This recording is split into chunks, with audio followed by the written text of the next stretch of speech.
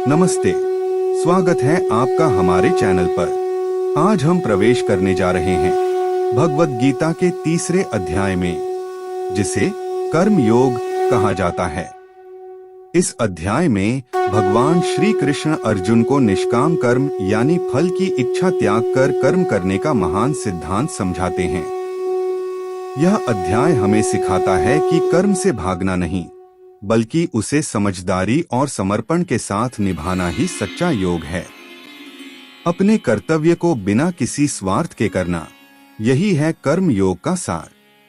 तो आइए श्री कृष्ण के इन दिव्य उपदेशों के माध्यम से समझें कि कर्म का सही अर्थ क्या है और कैसे यह जीवन को संतुलन, उद्देश्य और शांति की ओर ले जा सकता है।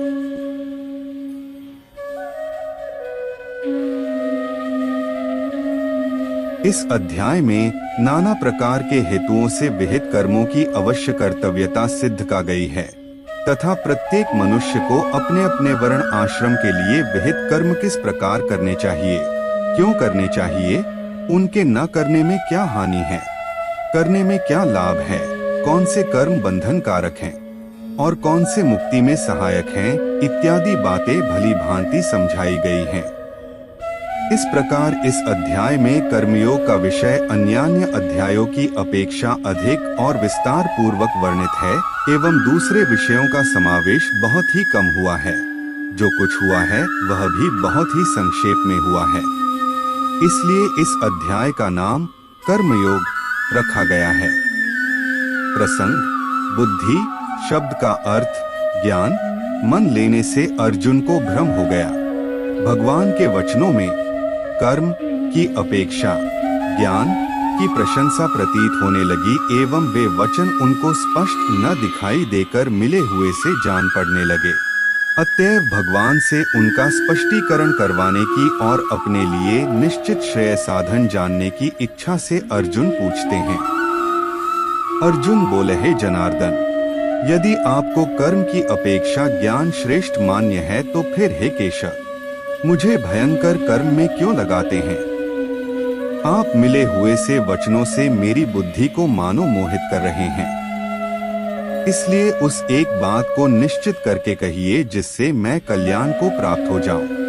श्री भगवान बोले, हे निष्पाप, इस लोक में दो प्रकार की निष्ठा मेरे द्वारा पहले वर्णन की गई है। उनमें से सांख्य योगियों की निष्ठा तो ज्ञान योग से और योगियों की निष्ठा कर्मयोग से होती है। मनुष्य न तो कर्मों का आरंभ किए बिना निष्कर्मता को यानी योग निष्ठा को प्राप्त होता है और न कर्मों के केवल त्याग मात्र से सिद्धि यानी सांख्य निष्ठा को ही प्राप्त होता है।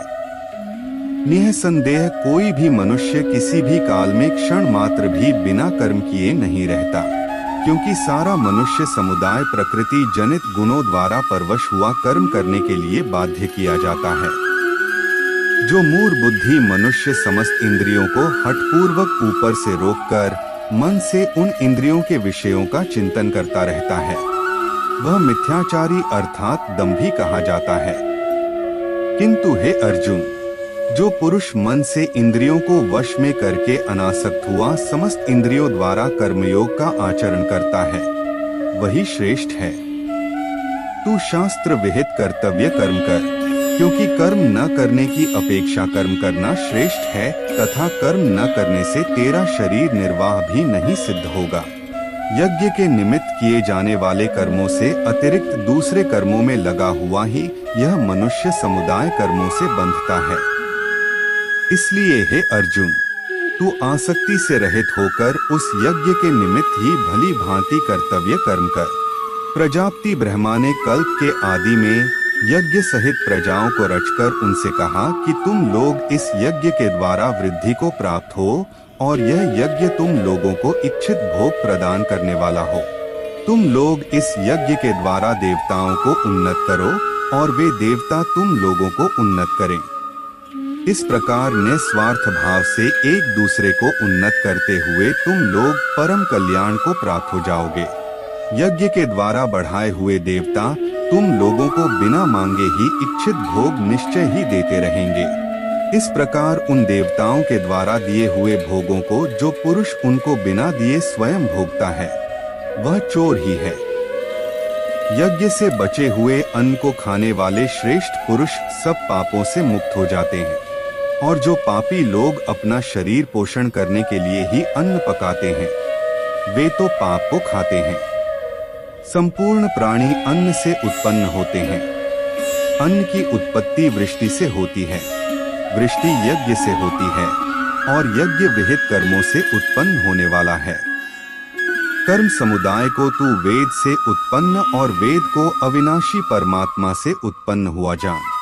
इससे सिद्ध होता है कि सर्वव्यापी परम अक्षर परमात्मा सदा ही यज्ञ में प्रतिष्ठित है। हे पार्थ, जो पुरुष इस लोक में इस प्रकार परंपरा से प्रचलित सृष्टि चक्र के अनुकूल नहीं बरतता, अर्थात अपने कर्तव्य का पालन नहीं करता, वह इंद्रियों के द्वारा भोगों में रमण करने वाला पापायु पुरुष व्यर्थ ही जीता है। परंतु जो मनुष्य आत्मा में ही रमण करने वाला और आत्मा में ही तृप्त तथा आत्मा में ही संतुष्ट हो, उसके लिए कोई कर्तव्य नहीं है। उस महापुरुष का इस विश्व में न तो कर्म करने से कोई प्रयोजन रहता है और न कर्मों के न करने से ही कोई प्रयोजन रहता है, तथा संपूर्ण प्राणियों में भी इसका किंचन मात्र भी स्वार्थ का संबंध नहीं रहता। इसलिए तू निरंतर आसक्ति से रहित होकर सदा कर्तव्य कर्म को भली भांति करता रहे, क्योंकि आसक्ति से रहित होकर कर्म करता हुआ मनुष्य परमात्मा को प्राप्त हो जाता है। जनकादि ज्ञानी जन भी आसक्ति रहित कर्म द्वारा ही परम सिद्धि को प्राप्त हुए थे। इसलिए तथा लोक संग्रह को देखते हुए भी तू कर्म करने को ही योग्य है, अर्थात तुझे कर्म करना ही उचित है। श्रेष्ठ पुरुष जो जो आचरण करता है, अन्य पुरुष भी वैसा वैसा ही आचरण करते हैं। वह जो कुछ प्रमाण कर देता है, समस्त मनुष्य समुदाय उसी के अनुसार बरतने लग जाता है। हे अर्जुन, मुझे इन तीनों लोकों में न तो कुछ कर्तव्य है और न कोई भी प्राप्त करने योग्य वस्तु अप्राप्त है, तो भी मैं कर्म में ही बरतता हूँ।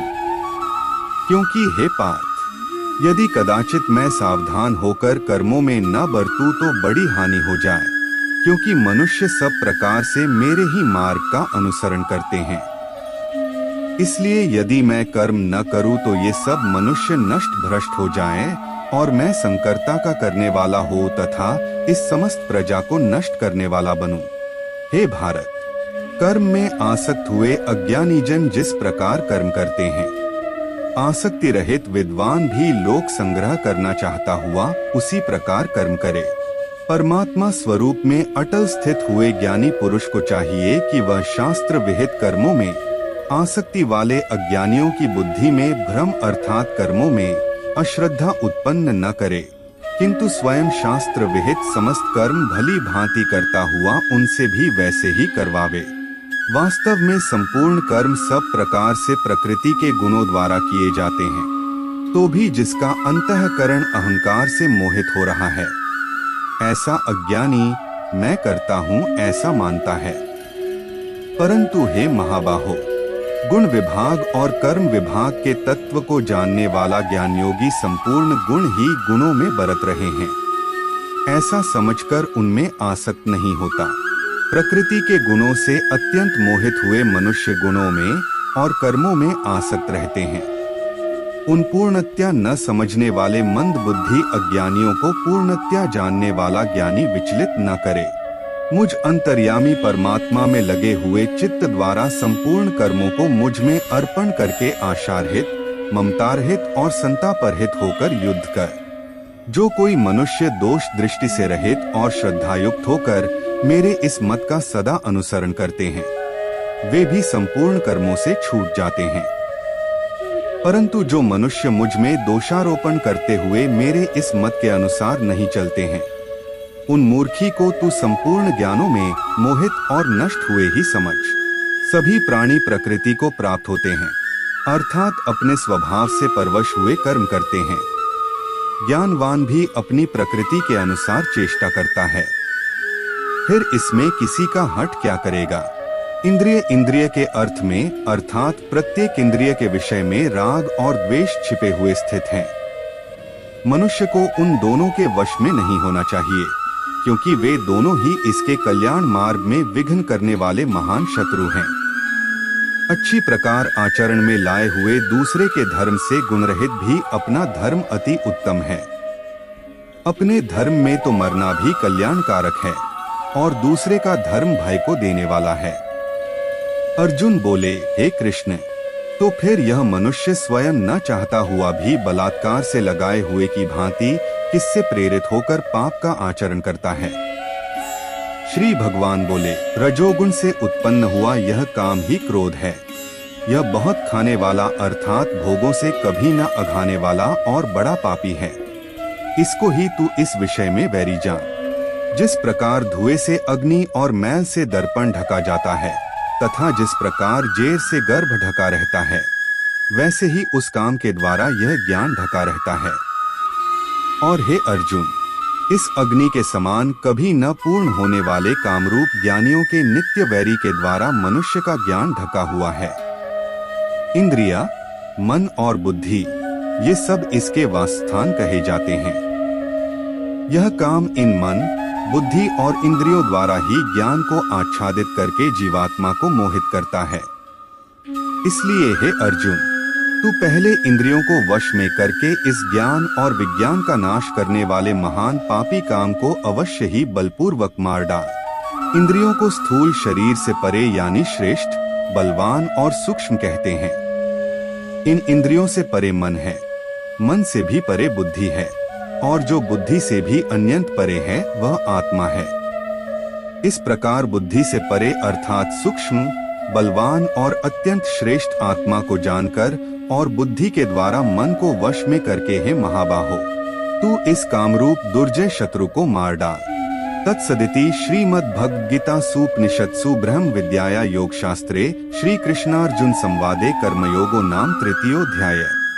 इस अध्याय में नाना प्रकार के हेतुओं से विहित कर्मों की आवश्यक कर्तव्यता सिद्ध की गई है तथा प्रत्येक मनुष्य को अपने अपने वर्ण आश्रम के लिए विहित कर्म किस प्रकार करने चाहिए, क्यों करने चाहिए, उनके न करने में क्या हानि है, करने में क्या लाभ है, कौन से कर्म बंधन कारक हैं और कौन से मुक्ति में सहायक हैं, इत्यादि बातें भली भांति समझाई गई हैं।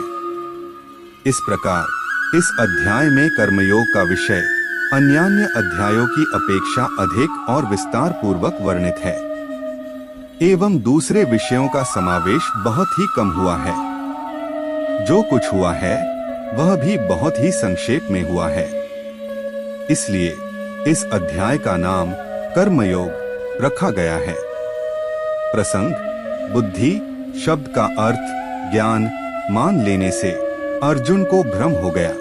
भगवान के वचनों में कर्म की अपेक्षा ज्ञान की प्रशंसा प्रतीत होने लगी एवं वे वचन उनको स्पष्ट न दिखाई देकर मिले हुए से जान पड़ने लगे।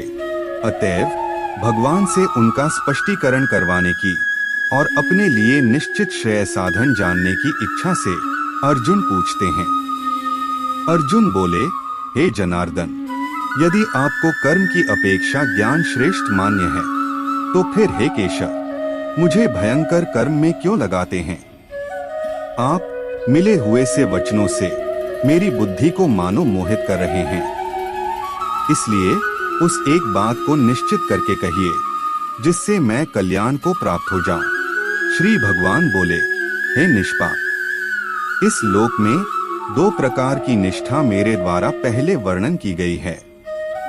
उनमें से सांख्य योगियों की निष्ठा तो ज्ञान योग से और योगियों की निष्ठा कर्म योग से होती है।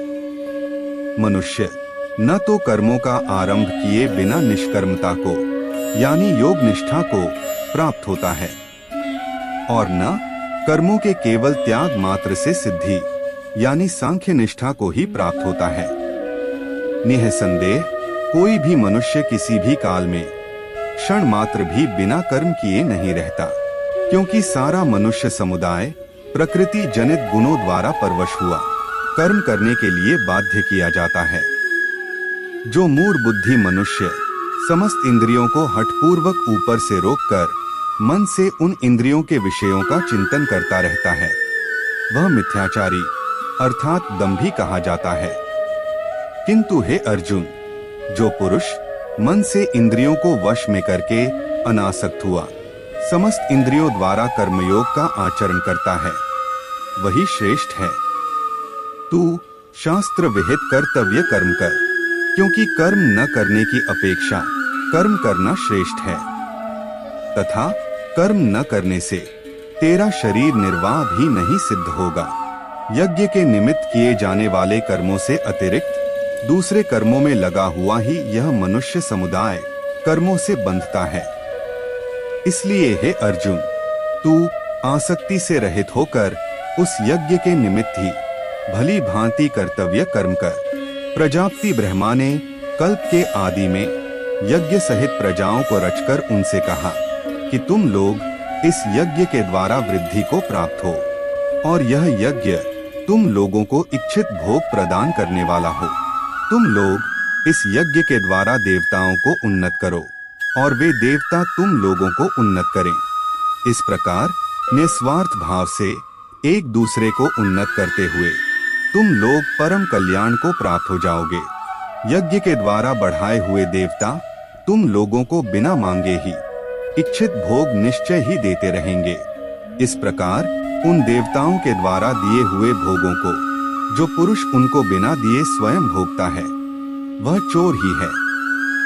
यज्ञ से बचे हुए अन्न को खाने वाले श्रेष्ठ पुरुष सब पापों से मुक्त हो जाते हैं, और जो पापी लोग अपना शरीर पोषण करने के लिए ही अन्न पकाते हैं, वे तो पाप को खाते हैं। संपूर्ण प्राणी अन्न से उत्पन्न होते हैं। अन्न की उत्पत्ति वृष्टि से होती है, वृष्टि यज्ञ से होती है, और यज्ञ विहित कर्मों से उत्पन्न होने वाला है। कर्म समुदाय को तू वेद से उत्पन्न और वेद को अविनाशी परमात्मा से उत्पन्न हुआ जान। इससे सिद्ध होता है कि सर्वव्यापी परम अक्षर परमात्मा सदा ही यज्ञ में प्रतिष्ठित है। हे पार्थ, जो पुरुष इस लोक में इस प्रकार परंपरा से प्रचलित सृष्टि चक्र के अनुकूल नहीं बरतता, अर्थात अपने कर्तव्य का पालन नहीं करता, वह इंद्रियों के द्वारा भोगों में रमण करने वाला पापायु पुरुष व्यर्थ ही जीता है। परंतु जो मनुष्य आत्मा में ही रमण करने वाला और आत्मा में ही तृप्त तथा आत्मा में ही संतुष्ट हो, उसके लिए कोई कर्तव्य नहीं है। उस महापुरुष का इस विश्व में न तो कर्म करने से कोई प्रयोजन रहता है, और न कर्मों के न करने से ही कोई प्रयोजन रहता है, तथा संपूर्ण प्राणियों में भी इसका किंचित मात्र भी स्वार्थ का संबंध नहीं रहता।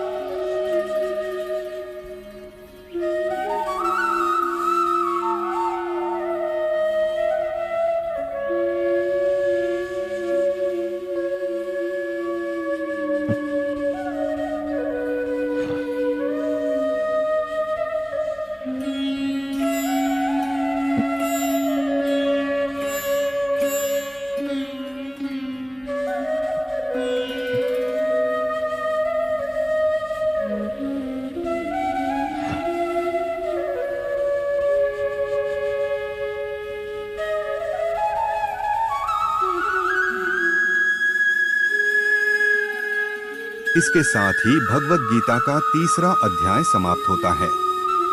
हमें आशा है कि आपको यह वीडियो पसंद आया होगा। हमारे चैनल की प्लेलिस्ट में अध्याय 4 जरूर देखें और ऐसे ही ज्ञानवर्धक वीडियो के लिए हमारे चैनल को सब्सक्राइब करना न भूलें। धन्यवाद।